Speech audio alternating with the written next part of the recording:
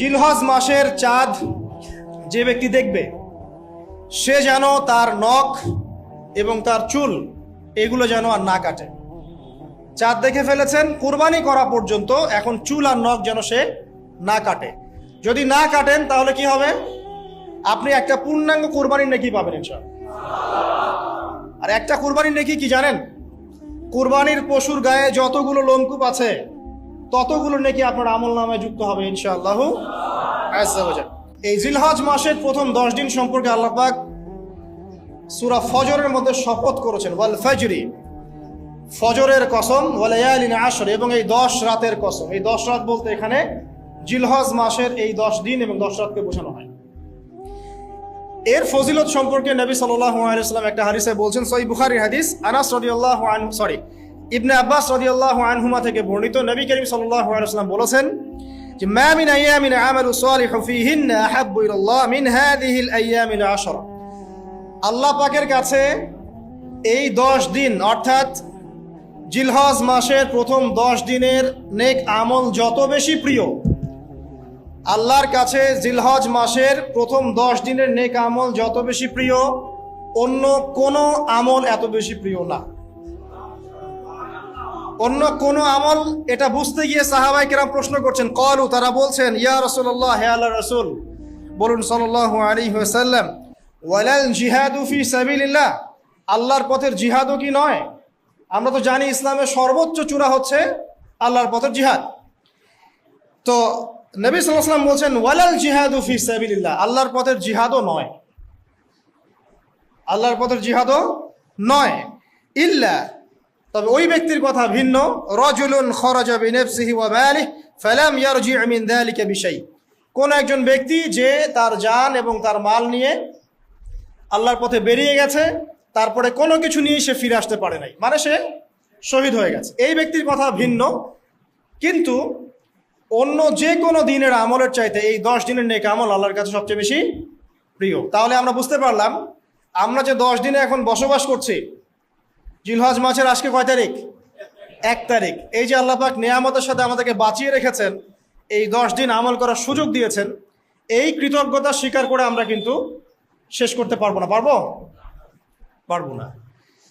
প্রশ্ন হচ্ছে যে এই 10টা দিন আমরা কিভাবে কাজে লাগাতে পারি। আমি সেদিকেই যাবো ইনশাল্লাহ। তার আগে এই দিনগুলো সম্পর্কে আর কয়েকটা ফজিলতের হাদিস শুনিয়ে দিচ্ছি। তিরমিজি, ইবনে মাজাহ, মিশকাতের 128 পৃষ্ঠা একটা হাদিস এসেছে, আবু হুরায়রা রাদিয়াল্লাহু আনহু থেকে বর্ণিত, নবী করিম সাল্লাল্লাহু আলাইহি ওয়াসাল্লাম বলেছেন যে দিনসমূহের মধ্যে এমন কোনো দিন নাই, আল্লাহর দিনগুলোর মধ্যে এমন কোনো দিন নাই যেদিন ইবাদত করা আল্লাহর কাছে জিলহজের 10 দিনের ইবাদতের চেয়ে বেশি প্রিয়। কথা বুঝতে পারছেন? এরপরে নবী সাল্লাল্লাহু আলাইহি ওয়াসাল্লাম বলছেন, ইয়াদুলু সিয়ামু কুল্লি সিয়ামিন মিনহা বিসিয়ামি সানাতিন, এই 10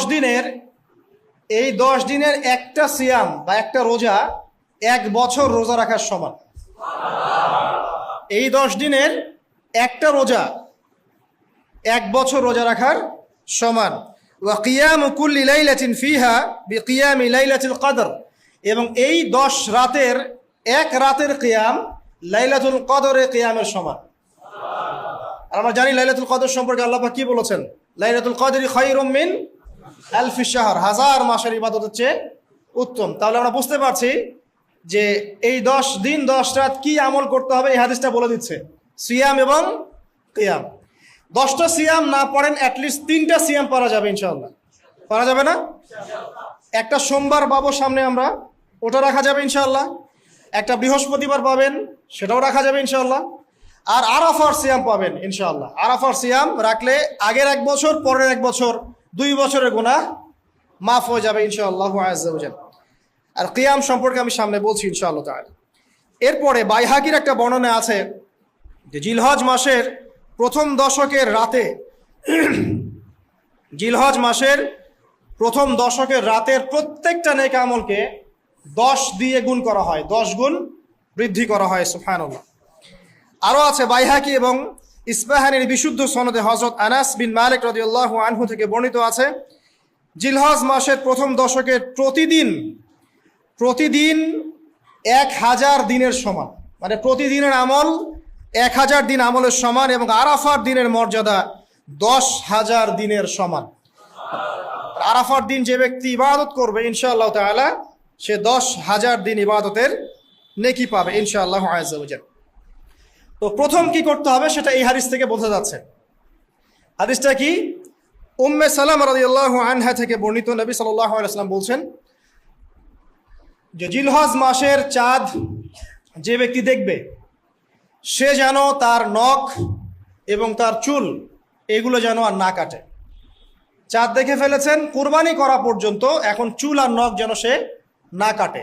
যদি না কাটেন তাহলে কি হবে? আপনি একটা পূর্ণাঙ্গ কুরবানির নেকি পাবেন ইনশাআল্লাহ। আর একটা কুরবানির নেকি কি জানেন? কুরবানির পশুর গায়ে যতগুলো লোমকূপ আছে ততগুলো নেকি আপনার আমল নামায় যুক্ত হবে ইনশাআল্লাহু আযজা ওয়া জাল।